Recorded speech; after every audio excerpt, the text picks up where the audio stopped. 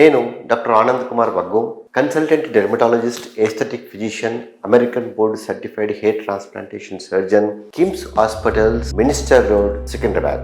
ఆ యొక్క క్లినిక్ వచ్చేసి కింది అడ్రస్లో కలదు. చాలామంది ఫిమేల్స్లో ముఖ్యంగా బ్యాక్ భాగంలో కావచ్చు, చేతులకు కావచ్చు, రిపుల్డ్ ప్యాటర్న్లో అంటే ఈ రకంగా ఇట్లా చిన్న వేవిగా ఇట్లా రిపుల్ ప్యాటర్న్ లోపల పిగ్మెంటేషన్ ఉంటుంది. సన్ ఎక్స్పోజర్ అయినటువంటి ఈ భాగం లోపల ఈ యొక్క అప్పర్ బ్యాక్ లోపల ఉంటాయి అన్నమాట. ఆ పిగ్మెంటేషన్ అనేది చూడడానికి చాలా ఇబ్బందికరంగా ఉంటుంది. వాళ్ళు చీరలు కట్టుకోవడానికి కూడా కొంచెం ఇబ్బంది పడుతూ ఉంటారు, ఎందుకంటే చాలా విజిబుల్గా కనిపిస్తుంది కనుక.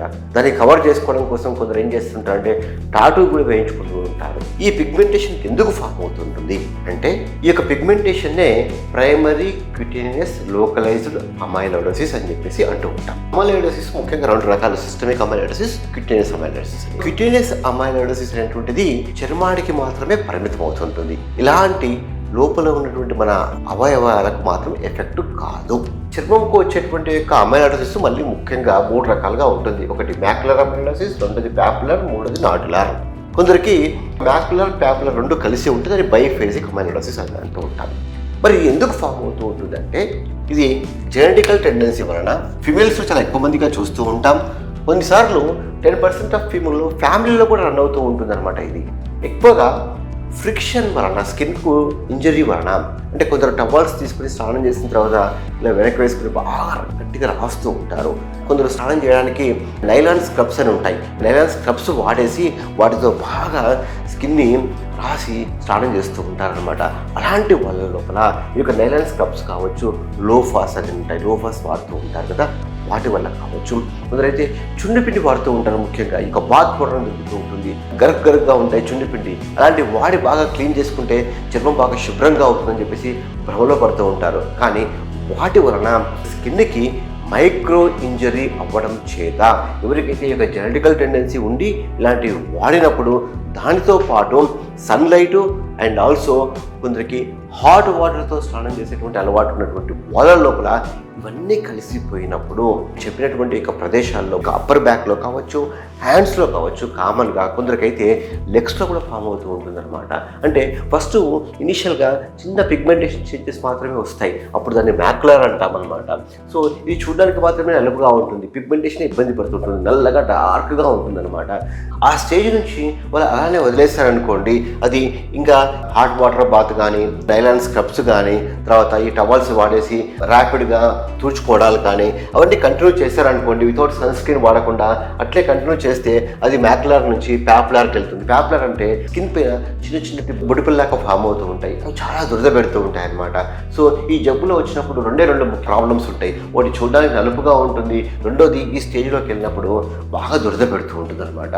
సో ఇంకా అట్లా నెగ్లెక్ట్ చేసి వదిలేసామనుకోండి, అది నాడ్యులర్గా ఫామ్ అవుతుంది, రేర్గా ఫామ్ అవుతూ ఉంటుంది. మరి ఇలాంటి కండిషన్ చూడడానికి చాలా ఇబ్బందికరంగా ఉంటుంది. మరి దీనికి ఏమైనా ట్రీట్మెంట్ ఉంటుందా అంటే ఎస్, దీనికి రకరకాల ట్రీట్మెంట్ ఉంటుంది. ముఖ్యంగా వీళ్ళు చూడడానికి నలుపుగా ఉంటుంది కనుక పిగ్మెంటేషన్ తగ్గించడానికి ఒక ట్రీట్మెంట్ ఉంటుంది. తర్వాత దురద ఉన్నప్పుడు ఆ దురదను కూడా కంట్రోల్ చేస్తూ పిగ్మెంటేషన్ తగ్గించడానికి కూడా ట్రీట్మెంట్ తీసుకోవాల్సిన అవసరం ఉంటుంది అనమాట. సో దురదని ఈ పిగ్మెంటేషన్ రెండింటిని కంట్రోల్ చేయడానికి తక్కువ కాలం పాటు తక్కువ మోతాదులో ఉన్నటువంటి స్టెరాయిడ్ తక్కువ పరిమాణంలో తక్కువ ఏరియాలో ఉన్నప్పుడు మాత్రమే వాడతాము. ఈ యొక్క స్టెరాయిడ్తో కూడా టాపికల్ స్టెరాయిడ్, అది టాబ్లెట్స్ కాదు, క్రీమ్స్ రూపంలో వాడుతూ ఉంటాము. దాంతో కూడా కంట్రోల్ కానప్పుడు నెక్స్ట్ టాక్రోలిమస్ అనేటువంటి క్రీమ్స్ వాడుతూ ఉంటాము. తర్వాత వాటితో కూడా కంట్రోల్ కానప్పుడు రెటినాయిడ్స్ అనేటువంటి క్రీమ్స్ ఉంటాయి, టాజోరెటిన్ అనేటువంటి క్రీమ్స్ ఉంటాయి, ఆ క్రీమ్స్ వాడుతూ ఉంటాము. అవి కూడా కాకుండా ఇలా సివియర్గా ఉన్నప్పుడు, ఇబ్బందికరంగా ఉన్నప్పుడు రెటినాయిడ్స్ ట్యాబ్లెట్లు ఉంటాయి అన్నమాట. ఐసోట్రెటినైన్ కావచ్చు, ఎసిట్రెటినైన్ ఒక ట్యాబ్లెట్ ఉంటుంది.